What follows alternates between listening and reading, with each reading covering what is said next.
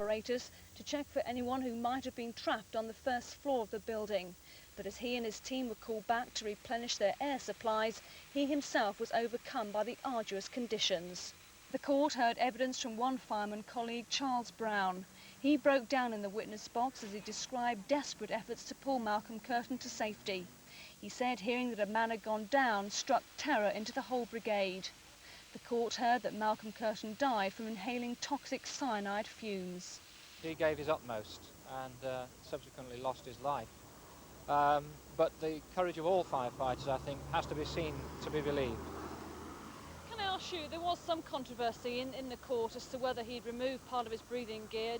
What do you believe as Chief Officer from your reading of the reports?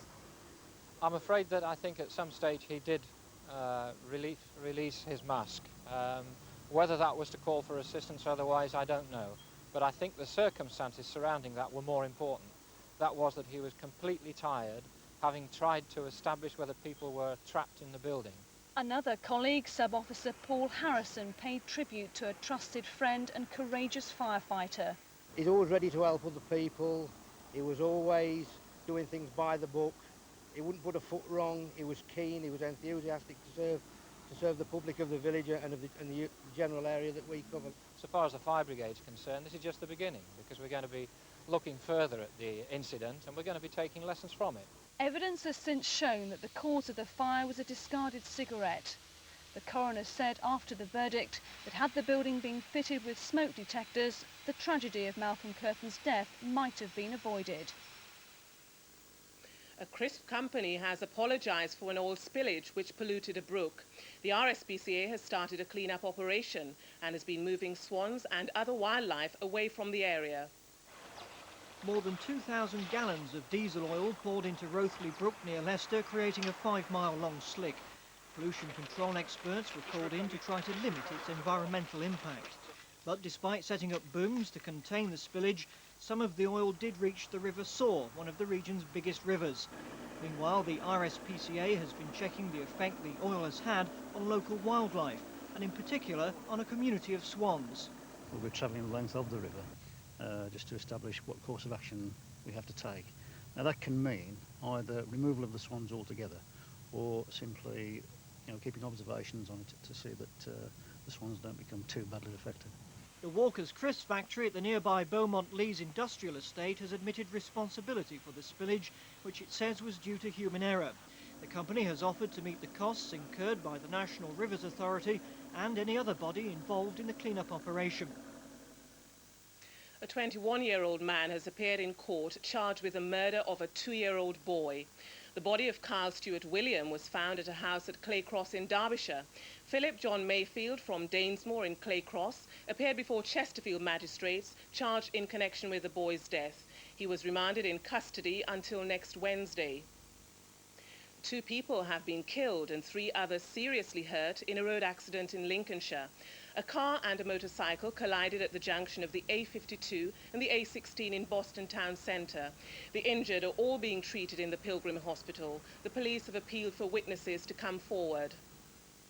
Sport now, and 3 wins out of 3 for our teams this evening. Forest are in good shape for Sunday's Rumbelow Cup final, while Leicester and Peterborough are still in the promotion hunt. Keith Daniel reports. Nottingham Forest beat Southampton 1-0. Carl Tyler scored the only goal in the second half. At Filbert Street, Leicester City are on course for the second division playoffs after beating Sunderland, who went ahead after only 4 minutes through Gary Bennett. At Leicester were back level 4 minutes later. Tommy Wright pouncing to make it 1-1. And then, with still only 13 minutes on the clock, the FA Cup finalists were back in the lead. This time, Don Goodman the scorer. After half an hour, Leicester pulled it back again, Gary Mills making it 2-2.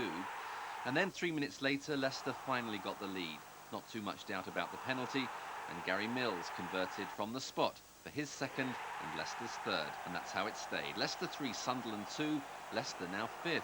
In the third division, Peterborough got their playoff challenge back on course with a 2-0 victory over Bournemouth. Ken Charlery with their fortunate first after 8 minutes.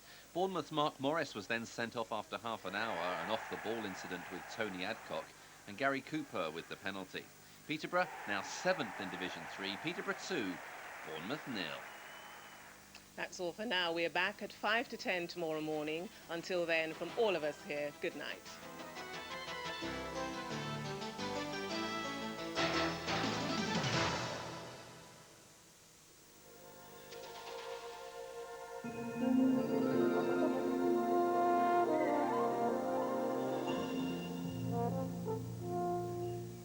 Well, from the dizzy heights of 16 Celsius today, we're down to a chilly 2 tonight. That's just low enough to give a bit of ground frost in your rural parts and the sort of temperature to whip up a bit of mist in the early hours as well. So a murky start early on tomorrow, but it's soon going to disappear to give us clear skies and sunshine for the morning. It's going to be a nice walk to the polling station. More cloud around for the afternoon, but still looking very nice, thank you, and feeling really good too. The sunshine will get temperatures up to 17 Celsius. It's a high of 63 for a dry and a sunny Thursday, and just as dry and sunny on Friday too.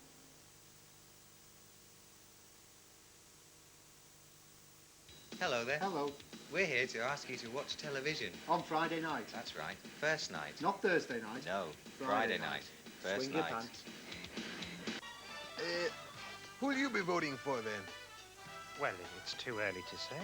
It's getting closer. The Spitting Image election special is next. Closer. Just do your job, but never forget what he is. Do not touch the glass. Do not approach the glass. If he attempts to pass you anything, do not accept it. There's a raving maniac. Who knows what he'll do? Yeah. All good things to those who wait. Tick-tock, tick-tock. Found a girl's body down in West Virginia. Are you saying that he's killed again?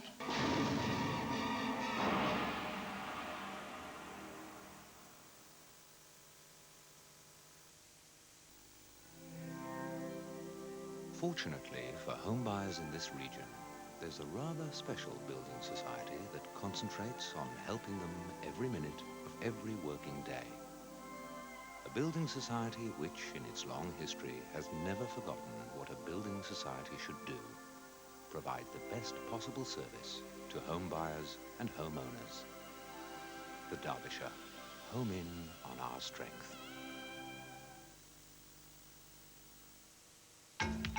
You're with Central and the Spitting Image election special.